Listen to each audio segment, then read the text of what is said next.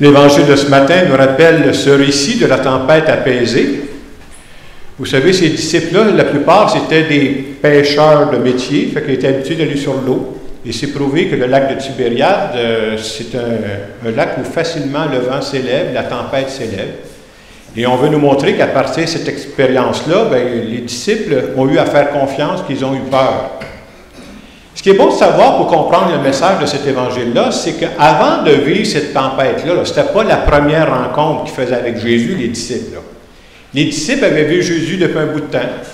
Donc, ils avaient vu que Jésus, c'était quelqu'un qui guérissait les malades. Ils avaient vu Jésus multiplier des pains. Ils avaient vu que Jésus avait été bon pour plein de personnes. Et c'est comme si graduellement, c'est comme ça que ça se développe, graduellement, ils ont vu que Jésus, c'est un bon gars, finalement. C'est un gars qui fait du bien. C'est quelqu'un en qui on peut faire confiance.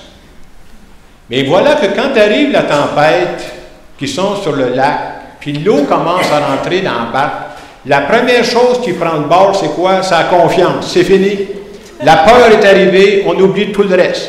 Qu'est-ce qu'il a fait avant? Je ne sais pas. Il y a de l'eau dans le barque, on panique. C'est ça qui arrive. Là. C'est ce qu'on veut nous montrer. Et le but de l'évangéliste, c'est Saint Marc qui écrit cet évangile-là, c'est quoi? Il veut nous dire le message suivant.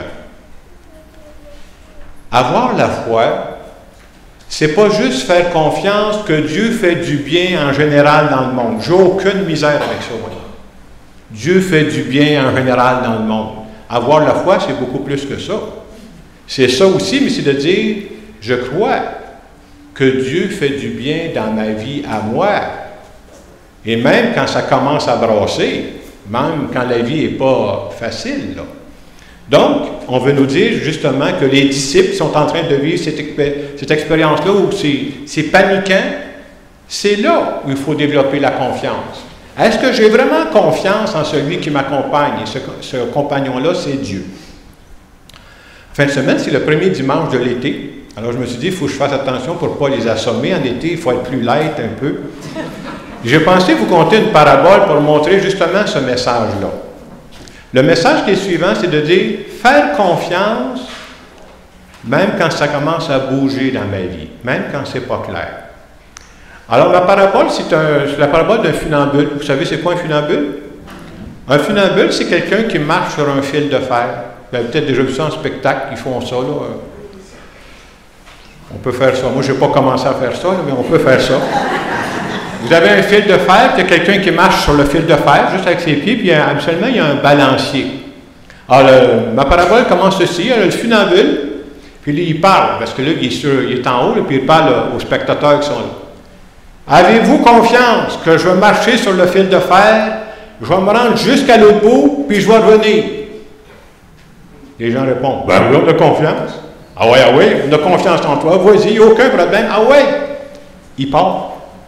Fait qu'il s'en va, il va marcher jusqu'à l'autre bout, c'est comme j'allais dans le fond de l'église, puis rien. Toujours en marchant, là, juste sur le fil de fer, là. Quand il est revenu, les gens ont applaudi. C'est-tu fantastique, hein? C'est-tu beau, quelqu'un qui a du talent comme ça, hein? Deuxième étape. Il dit, croyez-vous que je suis capable de faire la même chose? Mais en marchant de reculons, un peu comme Michael Jackson, là. Je vais faire ça, je vais m'en aller jusqu'à l'autre bout, puis je vais revenir. Qu'est-ce que les gens lui ont dit? On t'a vu aller. On a totalement confiance en toi. Ah ouais, mon homme, vas-y. Il part de reculons, bien entendu. Il part de reculons, fait qu'il revient d'avançon. Non, il revient de reculons aussi. Quand il est revenu, qu'est-ce qu'ils ont fait, les gens? Ils sont tous applaudis. C'est-tu beau? Il l'a, l'affaire. Troisième étape. Il dit, je vais prendre maintenant une petite brouette, tu sais, parce que quand on fait du jardinage, là, tu as une roue en avant, puis une petite brouette, là, on voit ça souvent. Il dit, je vais faire rouler la roue sur le fil de fer, puis moi, je vais marcher en arrière. Croyez-vous que je suis capable de partir d'ici avec ma brouette, puis je vais marcher en arrière, je m'en vais jusqu'à là-bas, puis je vais revenir? Qu'est-ce que vous pensez que les gens ont dit? Ben voyons donc, on t'a vu aller. On a totalement confiance en toi. Et juste avant de partir, il dit, oups! Il dit, pour mettre un peu de piquant, j'aurais juste besoin d'un volontaire pour monter dans la brouette.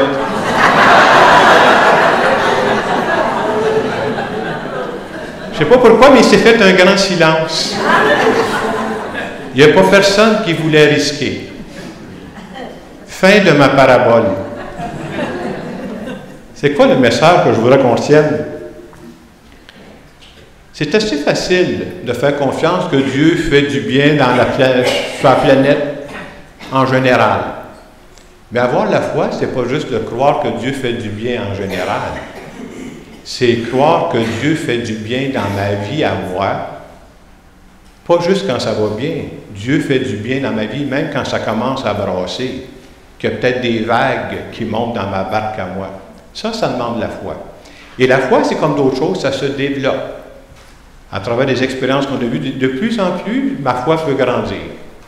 Alors, dans l'Évangile d'aujourd'hui, Jésus ne demande pas à ses disciples de marcher sur un fil de fer, mais il va demander de « passons sur l'autre rive ». C'est une expression qui vient dans la Bible, ça, « passons sur l'autre rive », c'est très symbolique. Pourquoi? Parce que quand tu es sur une rive que tu connais bien, c'est du connu, c'est de la sécurité, c'est très clair, et je dois m'en aller sur une autre rive, puis les contours sont moins clairs, et pour passer d'une rive à l'autre, il faut que j'aille sur l'eau. Et sur l'eau, qu'est-ce qui peut m'arriver? Je peux me faire brasser. Et c'est justement là où ça demande la foi.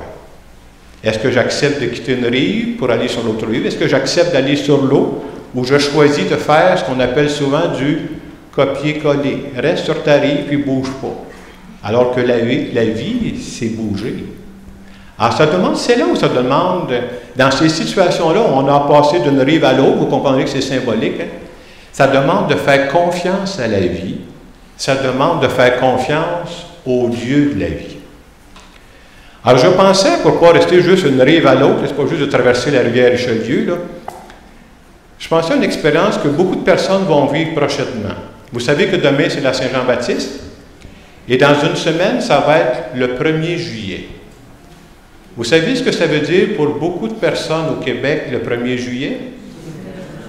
Déménager. Spécialement en 2024. On peut-tu s'entendre que déménager, c'est un sport extrême? J'écoute beaucoup les statistiques parce que je vous ai parlé, parce qu'il y a beaucoup de pauvreté reliée à ça, alors on va essayer de faire de quoi. Et dans les dernières statistiques que j'écoutais, savez-vous que beaucoup de gens qui décident de ne pas déménager. Vous savez pourquoi? Tu n'es pas sûr ce que tu vas frapper. Hein? Tu sais ce que tu as, mais tu n'es pas sûr ce que tu vas frapper.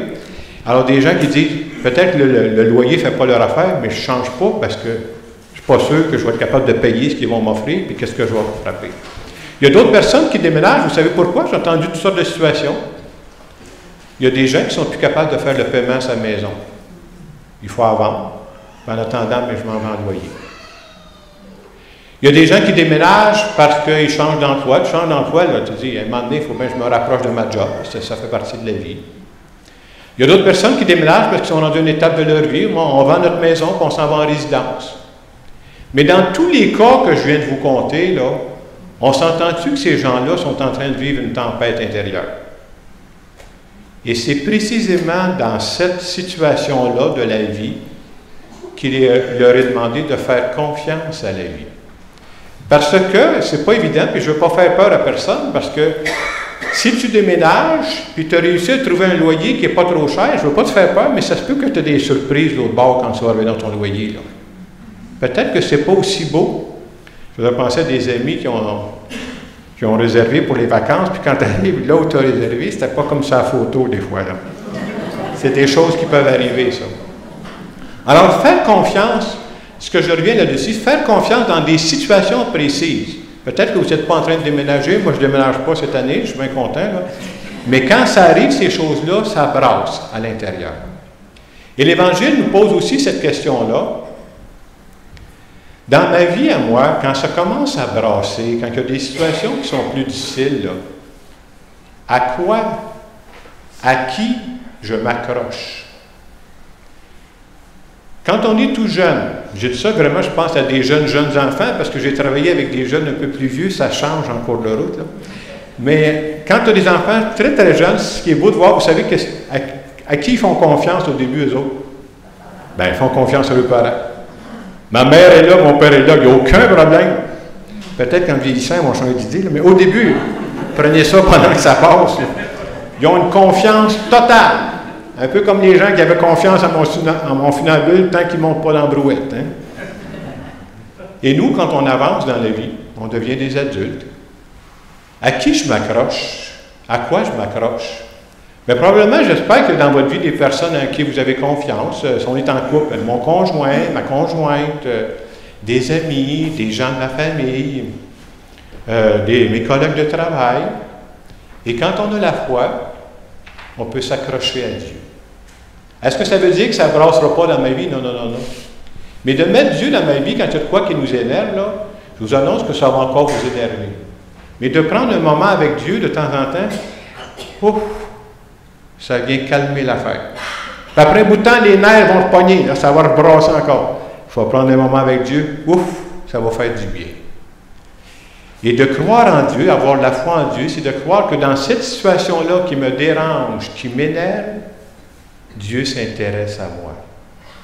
Et c'est de croire que si je monte dans la brouette de Dieu, là, je peux lui faire confiance.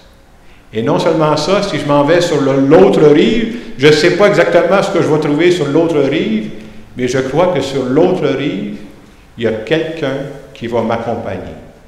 Et quand je dis quelqu'un va m'accompagner, je dis toujours, moi, j'ai pas Dieu en direct dans ma vie, là. Mais Dieu met sur notre route des bonnes personnes. Et comment on fait pour développer la confiance, là, juste en parole?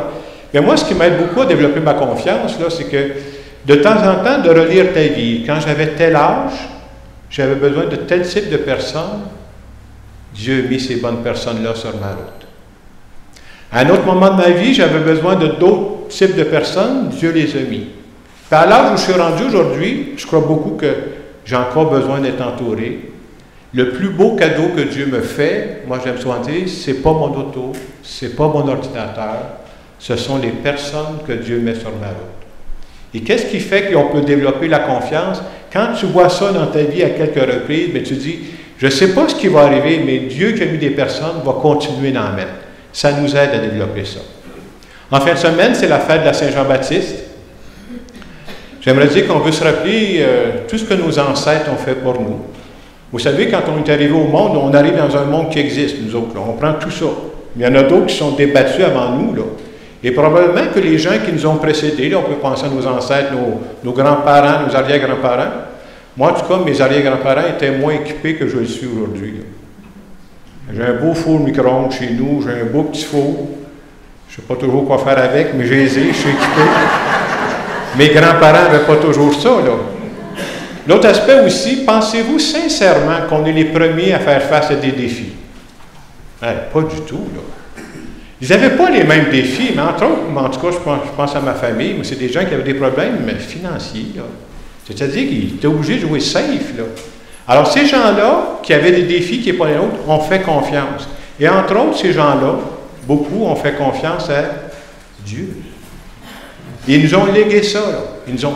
Aujourd'hui, on reconnaît qu'on est des gâtés, mais on a d'autres défis. Oui, c'est vrai qu'il y a des grands défis aujourd'hui, je ne vais pas vous dire le contraire, là. À la suite de nos devanciers, il nous est demandé de faire aussi confiance à la vie. Et comme disait mon arrière-grand-mère, tout finit par s'arranger. C'est facile à dire, mais il faut le dire même quand ça commence à brasser aussi. Alors, je voudrais terminer cette homélie en faisant une petite prière en notre nom à tous.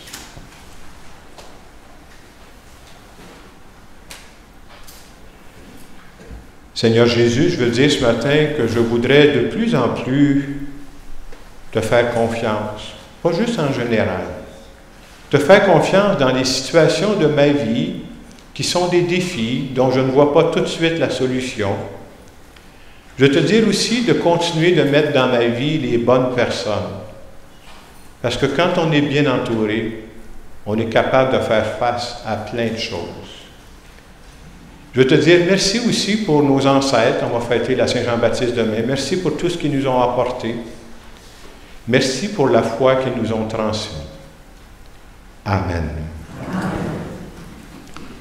Alors, je ne sais pas si vous vivez une tempête présentement. Ce n'est pas nécessaire. Je ne vous en souhaite pas. Mais si vous n'avez pas de tempête, comme je disais tantôt, essayez de vous rappeler une des tempêtes que vous avez vécues et de dire, bien, finalement, je suis là. Ce matin, là, je m'en suis sorti. Est-ce que je crois que je peux faire confiance à Dieu?